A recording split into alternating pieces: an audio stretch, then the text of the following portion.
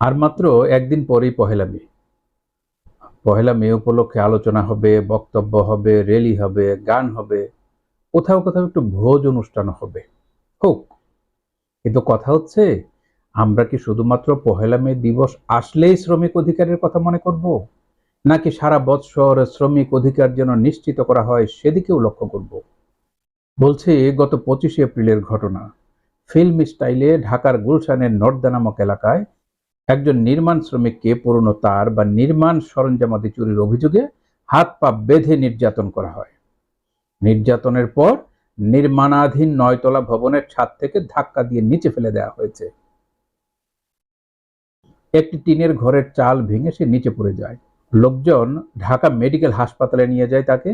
ICU সাপোর্টের প্রয়োজন হলে ভিকটিমের স্বজনরা বাধ্য হয়ে একটি বেসরকারি হাসপাতালে নিয়ে যায়। চিকিৎসাধীন অবস্থায় হাসপাতালে মারা যায় নির্মাণ শ্রমিক 25 বছরের যুবক শাকিল। তার 3 বছরের একটি সন্তান ও স্ত্রী রয়েছে। বর্তমানে স্ত্রী 6 মাসের অন্তঃসত্ত্বা। তাদের জীবনে নেমে এসেছে অমাবস্যার অন্ধকার। থানায় মামলা হয়েছে। প্রশ্ন হচ্ছে, কেন ঘটতে পারলো এ ধরনের ঘটনা? বিল্ডিং মালিক পক্ষ কিভাবে এত সাহস করতে পারলো? মনে করতে পারলো যে আইন আদালতকে অবমাননা করে এভাবে একজন শ্রমিককে হত্যা করলে কিছুই যাবে আসবে না? দেশে স্ট্রিট জাস্টিসের পরিমাণ ক্রমান্বয়ে বেড়েই চলেছে। মানুষ আইন নিজের হাতে তুলে নিচ্ছে, কিন্তু কেন? এর জবাব কে দিবে? শ্রমিকের কি সাংবিধানিক অধিকার নেই? আমরা দেখতে পাচ্ছি পূর্বাপর ঘটনা ও হত্যার শিকার হওয়া শ্রমিকদের পক্ষে ন্যায় বিচার না পাওয়ার সংস্কৃতি এর কারণ। এই কারণে প্রভাবশালী মালিকেরা এ সমস্ত অপকর্ম করার জন্য আরো দুঃসাহসী হয়ে উঠেছে। গত কয়েকদিন আগে 19 এপ্রিল ফরিদপুরের মধুখালী উপজেলায় এক ইউনিয়ন পরিষদ চেয়ারম্যান ও মেম্বার দাঁড়িয়ে থেকে মন্দিরে আগুন লাগানোর সন্দেহের অভিযোগ তুলে পিটিয়ে হত্যা করল 2 নির্মাণ শ্রমিককে। বাকিরা হাসপাতালে ভর্তি। অভিযোগ উঠেছে, পুলিশ প্রভাবশালী চেয়ারম্যান ও মেম্বারকে গ্রেফতার না করে পালিয়ে যাওয়ার সুযোগ করে দিয়েছে। মানবজমিন পত্রিকার অনুসন্ধানী রিপোর্টে উঠে এসেছে, সংশ্লিষ্ট ইউনিয়নে একটি সরকারি প্রাইমারি স্কুলের টয়লেট নির্মাণকে কেন্দ্র করে ঠিকাদারের কাছে চাঁদা দাবি করে না পেয়ে সেই টয়লেট নির্মাণ কাজের শ্রমিকদের উপর আগুন দেওয়ার অভিযোগ তুলে তাদেরকে পিটিয়ে হত্যা করা হয়। অতীতেও এই চেয়ারম্যান আসাদুজ্জামানকে বহিষ্কার করা হয়েছিল।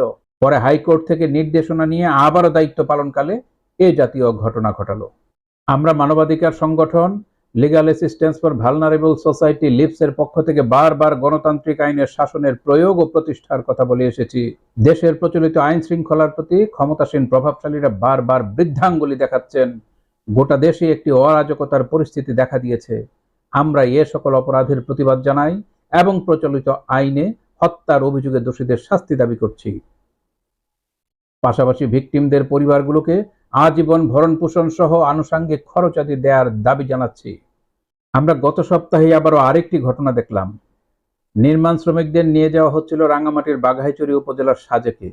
সেখানে সড়কে দুর্ঘটনায় আক্রান্ত হয়ে কয়েক শত ফুট নিচে পড়ে যায় তাদের বহনকারী ট্রাকটি। মারা যায় 9 জন নির্মাণ শ্রমিক। তাদের উদ্ধার করে ট্রাকে ও জিপে করে হাসপাতালে নিয়ে যাওয়া হয়। আহত শ্রমিকদের কপালে কোনো অ্যাম্বুলেন্স জুটেনি। অথচ সংবিধান বলছে তারাই নাকি এই রাষ্ট্রের মালিক। সাংবিধানিক অধিকার রয়েছে কাজের ও নিরাপত্তার। নির্মাণ শ্রমিকরা যেহেতু পার্মানেন্ট চুক্তিবদ্ধ শ্রমিক নয়, দিন শেষে কাজের টাকা পরিশোধ করা হয় বা কাজ শেষ হলেই বিদায় করে দেওয়া হয়, তাই তাদের নিয়ে বড় কোনো চিন্তা বোধ হয় করা হয় না। তাদের জীবনের মূল্য ও নিরাপত্তা বিষয়টি নিয়ে গুরুত্ব দিয়ে ভাবতে হবে। আন্তর্জাতিক শ্রম আইন অনুযায়ী তাদের নিরাপত্তা নিশ্চিত করতে হবে ও বৈষম্য দূর করার উদ্যোগ নিয়ে আইন করতে হবে।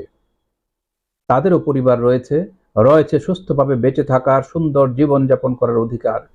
একমাত্র উপার্জনক্ষম পরিবারের শ্রমিক সদস্যটিকে যেন জীবন দিতে না হয়, হত্যার শিকার হতে না হয়, সেজন্য আইন প্রয়োগকারী সংস্থাকে প্রচলিত আইনের যথাযথ প্রয়োগ করে দোষীদের শাস্তি নিশ্চিত করতে হবে। যে কোনো দুর্ঘটনার শিকার শ্রমিকেরা যেন ন্যায় বিচার পায় ও আর্থিক ক্ষতিপূরণ আদায় করা যায়, সেই লক্ষ্যে সংশ্লিষ্ট আইন প্রয়োগকারী সংস্থাগুলোকে আন্তরিকভাবে কাজ করে যেতে হবে। আমাদের আহ্বান, মানবাধিকার রক্ষা, সামাজিক ও শ্রমিক সংগঠনসমূহ এবং সিভিল সোসাইটির সদস্যরা এগিয়ে আসুন শ্রমিকদের অধিকার আদায়ে। সকলে একসাথে পাশে দাঁড়াই, কার্যকরী ভূমিকা রাখি।